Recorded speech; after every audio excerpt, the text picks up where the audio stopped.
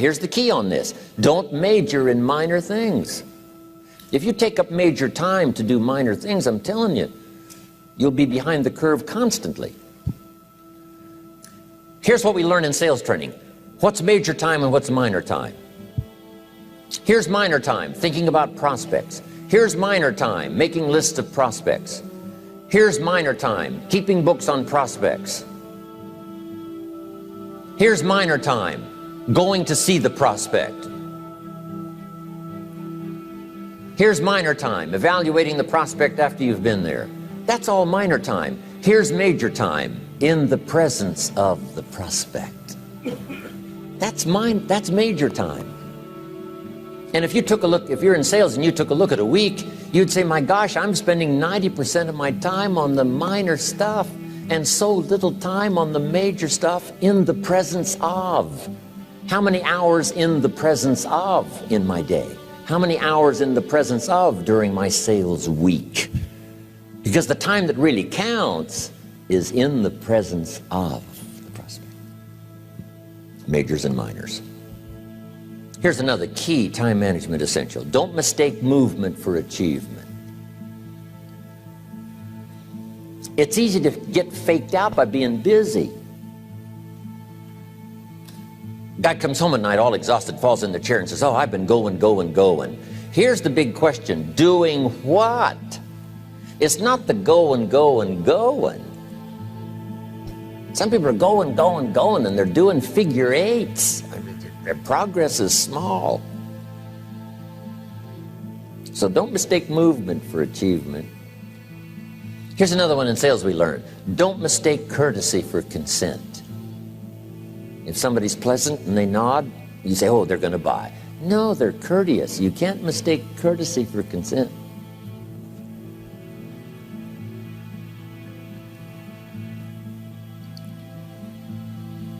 Now here's a big one, concentration. I had to learn this. All those years ago, I'm in the shower trying to compose a letter. Found it turns out to be a strange letter. So here's what I learned to do. Save the work till you get to the office. Save the work till you get to the work. Don't try to get to the office on the way to work. On the way to work, enjoy the way. In the shower, enjoy the shower. Then go to work when you get to work. I found this to be helpful. Concentration. Here's another big one. Learn to say no.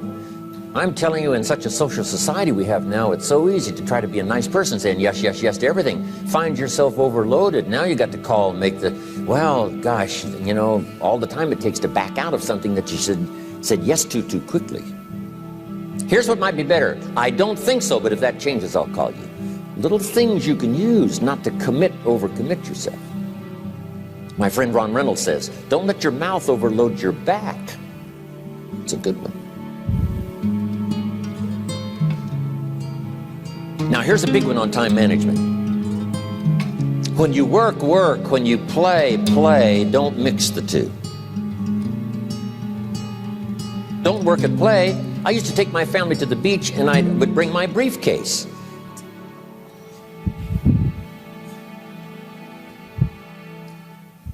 I learned not to do that. Or at the beach, I'm saying I should be at the office. Now my family's upset because I'm at the beach and I'm thinking office. Now when I'm at the office, I'm thinking what? I got to get my family to the beach.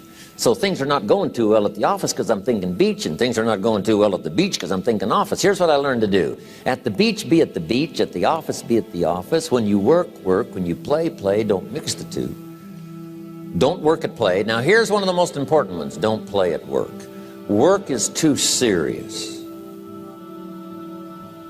You don't want the reputation of being the office joker. It's not a good one. Yes, there's time for some pleasant stories. Yes, there's time for a little humor. Yes, best if it's a happy office, of course. But I'm telling you, you got to be serious about work because you're parting with a piece of your life for the work you do.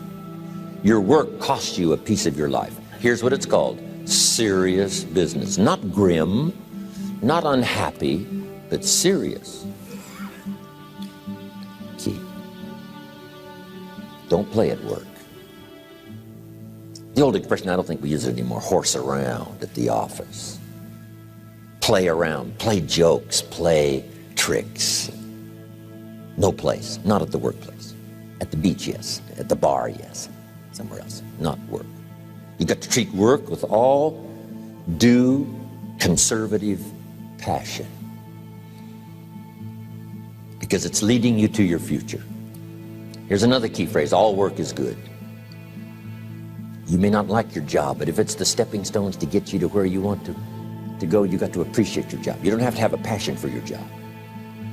Here's the ultimate passion: a passion for incredible success in every department of my life. That's the passion. But don't look down on some menial job you have to do to finally get you to where you want to go. No job is menial. No job is not, every job is noble. Training life for pay, making a contribution to society. Next, analyze how you are. And if you have some weaknesses, if you doesn't seem like you can change, here's the key: get it covered. I used to keep promising myself I'd keep the books, keep the books, keep the books. Finally, I gave that up. And back then, it only took me an extra $50, $60 a month for some accountant to keep the books. I said, no, I'm going to save the $50. You can't believe what I started losing in productivity because I tried to save the $50. So the key is, a lot of the time you can stay like you are, but just make sure you get it covered. Okay. Next, beware of the telephone and all other systems of communication, especially the telephone at home and systems of communication at home. And here's one of the best lines I've got for you for the weekend: let all communication systems serve you, but don't let them intrude. When it comes time to have dinner with your family, you shut off all systems, unless the ones that can take messages silently. Don't let the phone ring. Don't let anybody intrude, come through the front door nor the back door, nor through the telephone or any other device. So you can't reach John and his family when he's having dinner. The President of the United States couldn't get through. If you develop that kind of a reputation, father, mother, when we have dinner, when we're visiting and have this time with our family, nothing intrudes. So don't let these clever little devices keep intruding.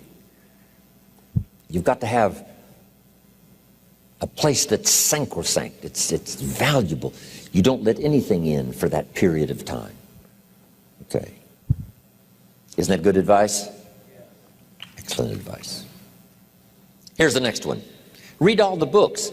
You know, I've only got a few notes here on time management, but if you've got some particular challenges, you run a big organization, a big corporation, you've got some challenges, there's plenty of books. Now, here's what's next. Just be more alert to the things that might be stealing your time. Here's why. Time is like capital. You can't let someone steal your seed corn. You can't let someone steal your capital. And you can't let someone steal your time. You must designate your time. And some of the time that you designate, you must not let anyone steal. Casual time, you might let someone intrude and steal a little bit and take a little bit, but not serious time. Key. Next, one of the great time management savers is to learn to ask questions up front. Sometimes you talk to somebody for an hour, and then you ask questions and find out if you would have asked those questions up front, you could have saved yourself an hour. Asking questions up front helps you to get to the problem now. But if you just launch into some discourse, you might waste 30 minutes, waste an hour, when here's what you should have been talking about. After you finished an hour, you say, John, what's really the problem? He said, well, it's something personal. See, that's what you should have been talking about this whole hour. Key. Next, learn to think on paper. Now we're going to take a break. Some ways to think on paper. One, we've covered one. Solving problems. Take it out of your head and put it on paper. Another one is setting goals. Making these lists we've already started. Here's another good way to think on paper. It's a projects book. Each person you're working with and each project you're working on, get a loose leaf binder and a tab and some pieces of paper behind the tab, and do a little continual summary of how it's going between you and that person and between you and that project. I call it a projects book. It is so useful to me. But what's going on between you and this person? When you last got together, what did you talk about? And you got a few notes there. Here's what we talked about the last time we got together. Now when you get together again, you can review that so you'll know better what to talk about. When the president gets ready to travel and he's going to meet some important people, guess what they bring him? All these briefing books. Right? The last time you were with Khrushchev, Kennedy is informed. Here's what he said and here's what you said. Kennedy said, oh, that's valuable. I need to remember that. If a person is important, it's worth a little running account. You might even have a projects book for your children. Here's what's happening between me and my child. We've talked about this, and we've talked about this, and we've talked about this. Next, a day timer. Keeping track of all of your appointments. You know, mine is all filled with, when to catch an airplane and when to do a seminar and when to sit down and have a conference, all the rest. Next is a game plan. If you've got a house and the insurance is going to come due and some other things are going to come due, you just put it on a spreadsheet and make sure it's taken care of. Key phrase, take things out of your head and put them on paper. And the key is to just experiment with different ways that helps you to do that. Now here's the last one, thinking on paper, and that's to keep a journal. One of the things I'm known for around the world, have been now for 39, 40 years, is keeping a journal. Now my journal is not it's not necessarily it's not like a diary. It might be part diary. I'm flying over Ireland and I write down a few little things that impress me. Today I met this person. Wow, what an extraordinary event. Today I conducted this seminar in Rome. 1,000 people stood up and sang for me. I've got a little bit of a diary in there. But here's what primarily your journal is for. Collecting good ideas. A journal is to collect good ideas on your health, good ideas for your business, good ideas for your future, good ideas for time management. Because I used to take notes on pieces of paper and torn off corners and backs of old envelopes and restaurant placemats. And I threw all this stuff in a drawer. It did not serve me well. I finally learned to get a bound copy, right? And just keep a journal, right? If I was here, I had my journal, I'd be taking notes, right? These 2 days in my journal. Now, if you're caught without your journal, you just take the notes. When you get back home, you put those notes in your journal, throw the paper away. Because we don't usually go through paper to review. But see, my journals now make up a significant part of my own library. My journal's all reserved privately for my children and my grandchildren. Can you imagine what I've collected over the years? It's unbelievable. There are 3 treasures to leave behind. I think you've already got those notes, right? Here they are. Number 1, your pictures. Don't leave the event unrecorded. It takes only a fraction of a second to say, here's who I was with. When I travel the world, right? We take all these pictures, and here's one of the gifts. People send me the pictures they took of me and them. It's part of the treasures I have on the farm. Incredible. A picture's worth 1,000 words to describe the scene, the emotion, what happened. Say, wow, this was an extraordinary day for me when I met these people. Here's what they told me happened to them when they went to my seminar 10 years ago. Wow, the drama comes back if you've taken the pictures. It's one of the treasures to leave behind when you go. Remember the old photographs that we have now of, 100 years ago, 70, 80 years ago, just a few photographs? What would it be like if you had thousands of photographs of the past, of your history, your mother, your father, right? Grandparents? So change all of that now for your children. Leave all your photographs as a record Here's what's next to leave behind, and that's your library. The books that changed your life, the books that changed your health, the books that rescued you from oblivion, the books that you passed on to other people, they were so exciting for you, the books that made you financially independent, the books that developed your leadership, the books that gave you wisdom to ponder when things were tough, the books that got you through the winter, the books that helped you to plant in the spring and harvest in the fall.